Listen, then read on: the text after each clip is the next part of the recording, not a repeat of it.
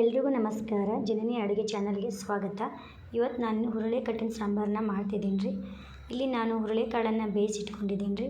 ಸ್ವಲ್ಪ ಹುರುಳಿಕಾಳನ್ನು ತೊಗೊಂಡಿಟ್ಕೊಂಡಿದ್ದೀನಿ ರೀ. ಇನ್ನು ಕಟ್ಟನ್ನು ಒಂದು ಪಾತ್ರೆ ಒಳಗೆ ಹಾಕ್ಕೊಂಡು ಇಟ್ಕೊಂಡಿದ್ದೀನಿ ರೀ ತಕ್ಕೊಂಡು. ಇಲ್ಲಿ ನಾನು ಹುರುಳಿಕಾಳಿಗೆ ಶುಂಠಿ, ಬೆಳ್ಳುಳ್ಳಿ, ಕರಿಬೇವು, ಕೊತ್ತಂಬರಿನ ಹಾಕಿ ಮಿಕ್ಸಿ ಮಾಡಿ ಇಟ್ಕೊಂಡಿದ್ದೀನಿ ರೀ. ಇಲ್ಲಿ ಒಂದು ಪಾತ್ರೆನ ಇಟ್ಕೊಂಡು ಎಣ್ಣೆ ಹಾಕಿ, ಎಣ್ಣೆ ಬಿಸಿ ಆದಮೇಲೆ ಸ್ವಲ್ಪ ಜೀರಿಗೆ ಮತ್ತು ಜಜ್ಜಿಟ್ಕೊಂಡಿರೋಂತಹ ಬೆಳ್ಳುಳ್ಳಿನ ಹಾಕಿದ್ದೀನಿ ರೀ.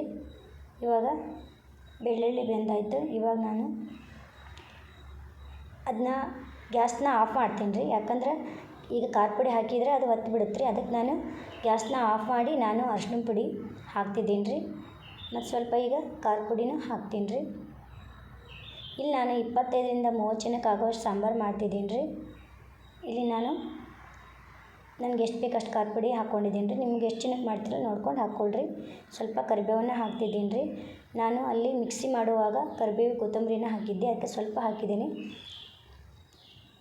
ಇವಾಗ ನಾನು ಮಸಾಲೆನ ಹಾಕ್ತಿದ್ದೀನಿ ರೀ. ಇದೇ ಮನೆಯಲ್ಲೇ ಮಾಡಿರೋ ಮಸಾಲೆ, ನೀವು ಯಾವ ಮಸಾಲೆ ಅಂದರೂ ಹಾಕ್ಬೋದು ರೀ.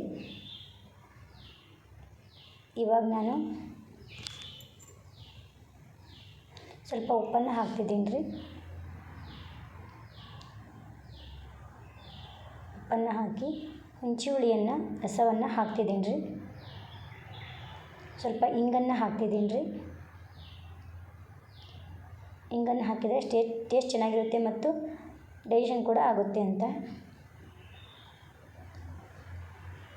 ಇವಾಗ ಸ್ವಲ್ಪ ಕಸ್ತೂರಿ ಮೆಂತೆ ಮತ್ತು ಬೆಲ್ಲವನ್ನು ಕೂಡ ಹಾಕಿದ್ದೀನಿ ರೀ. ಕಾಯಿ ತುರಿನ ಹಾಕ್ತಿದ್ದೀನಿ ರೀ.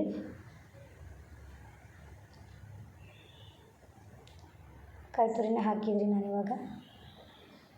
ಇವಾಗ ನಾನು ಇದಕ್ಕೆ ಹುರುಳಿ ಕಟ್ಟನ್ನು ಬಸಿತಾ ಇದ್ದೀನಿ ರೀ, ಅಂದರೆ ಹಾಕ್ತಾ ಇದ್ದೀನಿ ರೀ. ಮತ್ತು ನಾನಿಲ್ಲಿ ಮಿಕ್ಸಿನ ಮಾಡಿ ಇಟ್ಕೊಂಡಿದ್ನಲ್ಲ ಅದನ್ನೂ ಕೂಡ ಇದಕ್ಕೆ ಹಾಕ್ತೀನಿ ರೀ. ಇವಾಗ ಅದನ್ನೆಲ್ಲನ ಹಾಕಿ ನಾನಿವಾಗ ಗ್ಯಾಸ್ ಮೇಲೆ ಕುದಿಯೋಕೆ ಇಟ್ಟೀನಿ ರೀ. ಸಾಂಬಾರು ಕುದೀತಾ ಇದ್ದೀರಿ.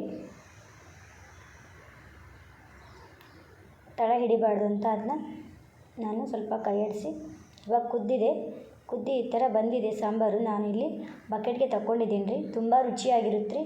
ಇದು ಆರೋಗ್ಯಕ್ಕೂ ಕೂಡ ತುಂಬ ಒಳ್ಳೇದು ರೀ. ಕೆಮ್ಮು ಶೀತ ಆಗೋಲ್ಲ ರೀ ಇದಕ್ಕೆ.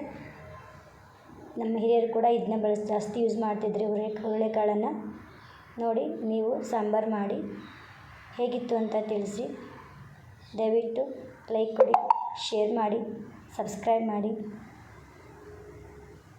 ನೋಡಿ ಎಷ್ಟು ಚೆನ್ನಾಗಿದೆ ಅಂತ. ಈ ಥರ ಕುದಿಯುವಾಗ ಈ ಥರ ಬಂದಿತ್ತು ರೀ.